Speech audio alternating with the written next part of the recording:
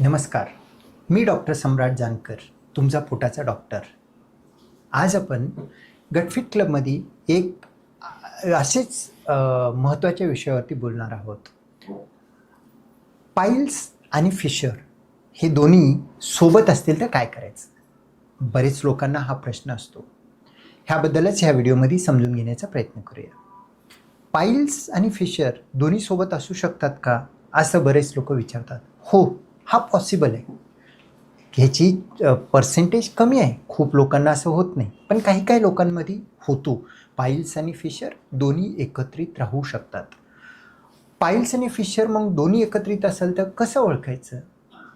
Piles हा नसांचा सुजलेला भाग असतो आणि सहसा पाईल्समध्ये तुम्हाला दुखत नाही.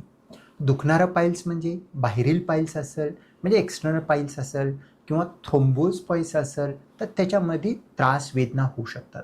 पण वेदना हे लिमिटेड राहू शकतात. पण जर एखाद्या पेशंटला पाईल्स आहे आणि त्यासोबत कट झालेलं आहे, म्हणजे पाईल्सचं रुग्ण आहे, पहिलेपासून पाईल्स होतं आणि सडनली हार्ड मोशन झाल्यामुळे आतमध्ये एक चिरा पडलेला आहे, भेग पडलेले आहे, मग त्याला आपण फिशर म्हणतो. जर फिशर झालं, वेदना अतिशय जास्त असतात. ह्याबद्दल आपल्याला सगळ्यांना माहितीच आहे. वेदना म्हणजे जीवाला भीतील इतका वेदना होऊ शकतो आणि काही काही वेळेला आपल्याला मोशनला जाण्यास नाहीसं वाटू शकतं किंवा मोशन झाल्यानंतर अर्धा अर्धा घंटा बेडवरती झोपून राहण्याची वेळ येऊ शकतो. पण ह्याच्यामध्ये रक्तस्राव जास्त होत नसतो. हे फिशरबद्दल आहे. आणि एखाद्या पेशंटला पहिलेपासून पाईल्स आहे आणि त्याच्यामध्ये कडक मोशन झाली, भेग पडलं, चीर पडली तर फिशर होऊ शकतो. मग दोन्ही एकत्रित प्रेझेंट होऊ शकतो. किंवा खूप दिवसाचं फिशर आहे, त्याला गोळ्या औषधनं बरं करतोय, जास्त होतोय, कमी होतोय, जास्त होतोय, त्याच्यामध्ये मोशनला ताकद जास्त लावावं लागते, त्या पेशंटला नवीन पाईल्स उद्भवू शकतो. पण हे दोन्ही एकत्रित राहण्याचे अनट्रीटेड, म्हणजे तुम्ही पाईल्स होता त्याला दुर्लक्ष केलेलं आहे, फिशर होता त्याला जाणून बुजून दुर्लक्ष केलेलं आहे, तर पाईल्स फिशर दोन्हीही सोबत राहण्याची एक पॉसिबिलिटी राहतं. असं असेल तर पेशंटला वेदना पण होतात, वेदनासोबत ब्लिडिंग होतो, तो थेंब थेंब टपकल्यासारखं पाईल्सचं ब्लिडिंग पण होतो. वेदना इतके जास्त होतात की त्यानंतर काय करावं असं कळत नाही. हे दोन्हीही लक्षणं पाईल्स आणि सिव्हिअर फिशरचे सोबत येऊ शकतात. मग जर का त्या पाईल्स आणि फिशर दोन्ही सोबत असेल तर मग त्याला सर्जरीच नक्की लागणार का? असं नाही. पाईल्स आणि फिशर दोन्हीही सोबत आलं तरीसुद्धा मेडिकली बऱ्यापैकी ट्रीटमेंट होऊ शकतं. त्याच्यामध्ये डॉक्टर तुम्हाला तपासणी करून बघतात. जस्ट जर का आता खूप जास्त त्रास असेल तर बाहेरून बघितलं तर समजून येतं एक फिशर आहे, पाईल्स समजणार नाही. पण इतकं जास्त सिव्हिअर वेदना असेल तर पाईल्स बघण्याची गरज आहे का प्रोक्टोस्कोपी करून? असं कधी करण्याची गरज नसते. मोस्ट ऑफ द डॉक्टर करत नाही. तर त्या कंडिशनमध्ये तुम्हाला खाण्यापिण्यावरती आणि तुमच्या काही टॉयलेट हायजीनवरती काम केलं तर दोन्हीला बरं करू शकतो. जसं की आपण गरम पाण्यामध्ये बसून संडासची जागा टाईट रिलॅक्स करणं, ज्यामुळे शेकेनं ती जागा नरम पडते, मोशन होताना विजा नवीन होणार नाही, पाईल्सवरती प्रेशर जास्त पडणार नाही. तुमच्या खाण्यामध्ये फायबरयुक्त आहार जसे की फळं, भाजीपाला जास्तीत जास्त आहे, पेरू आहे, सफरचंद आहे, केळी आहे, पपई आहे, हिरवे भाजीपाला आहे किंवा तुमचं सलाड आहे, व्हेजिटेबल सलाड जसं की आपलं ककडी, गाजर, मुळा असं जास्तीत जास्त घेतलं तर फायबर पाणीला शोषून घेतं. शोषून घेतल्यानंतर त्याच्यासोबत तुम्ही जास्त पाणी पित असाल तर तुमचं मोशन बल्की सॉफ्ट होतं. मोशन बल्की आणि सॉफ्ट जर करता झालं तर तुम्हाला पाईल्सचा ब्लिडिंग कमी होईल. त्याचसोबत फिशरची वेदनासुद्धा पुढच्या 2-3 दिवसामध्ये कमी होऊ शकतात. आणि वेदना कमी होण्यासाठी लोकल पेन किलर असतात, जसे की लिग्नोकेन 2% असतो, ते लावू शकता. आणि त्याचसोबत तुम्हाला फिशर हील होण्यासाठी, स्पाझम रिलॅक्स होण्यासाठी डेल्टेझिम किंवा निफिकेडिपिन असलेलं काही लिग्नोकेनसोबत कॉम्बिनेशनवालं प्रिस्क्रिप्शन तुम्हाला डॉक्टर देतात, ते सुद्धा घेऊ शकता. तुमची नसांची ताकद वाढावं आणि सुजन कमी व्हावं म्हणून काही काही वेळेला वेनोटॉनिक टॅबलेट डॉक्टर देतात, तुमचे सर्जन देतात, ते सुद्धा घ्यावं.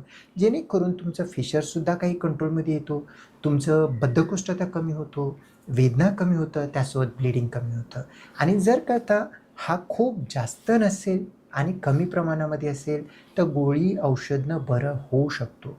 असं एमर्जन्सी सर्जरी करावं लागतं आणि खूपच वाईट हालत झाली असं नाही. आणि ह्यासोबतच तुमची लाईफस्टाईल, आहाराचे बदल आणि तुमच्या स्वतःवरती तुम्ही काळजी देणं हे सगळं जर का केलं, दोन्हीही गोष्ट बिना सर्जरीचं बरे होऊ शकतात. सर्जरी करणं 100% गरजेचं आहे. पाईल्स फिशरसोबत असेल तर असं मुळीच नाही. त्यामुळे दुखलं आणि ब्लिडिंग झालं, आता माझं खूप सिव्हिअर कंडिशन झालं आणि मी ऑपरेशन करतो, असं काही करायचं नाही. आणि जरी ऑपरेशन करायचं असेल, एक trial of medical treatment, lifestyle changes, diet changes द्यायला हवं. ते फेल गेलं तर सर्जरीकडे जाण्यासाठी काही हरकत नाही. आणि जरी सर्जरीकडे जात असेल, एक क्वालिफाईड जनरल सर्जन किंवा क्वालिफाईड कोलोरेक्टल सर्जन जे की MBBS MS सर्जरी असतात, ह्यांच्या थ्रू प्रॉपर एक्सपर्ट थ्रू करून घेणं गरजेचं आहे. झालं म्हणून इमर्जन्सी लेझर करणं हे चुकीचं आहे. लेझर वापरू शकता, पण लेझर म्हणजेच 100% सगळं चांगलं होणार आहे पाईल्स फिशरमध्ये असं देखील नाही. स्टेपलर करू त्यानं वेदना रहित होणार आहे असं देखील नाही. ह्याच्यामध्ये चांगल्या क्वालिफाईड सर्जन करून एका चांगल्या सेंटरमध्ये प्रॉपर ट्रीटमेंट वेळ घेऊन करा, पण प्रॉपर ट्रीटमेंट करणं गरजेचं आहे. जेणेकरून सर्जरीच्या नंतर काही दिवस त्रास होईल, पण नंतर तुम्हाला पूर्णतः मुक्त होईल.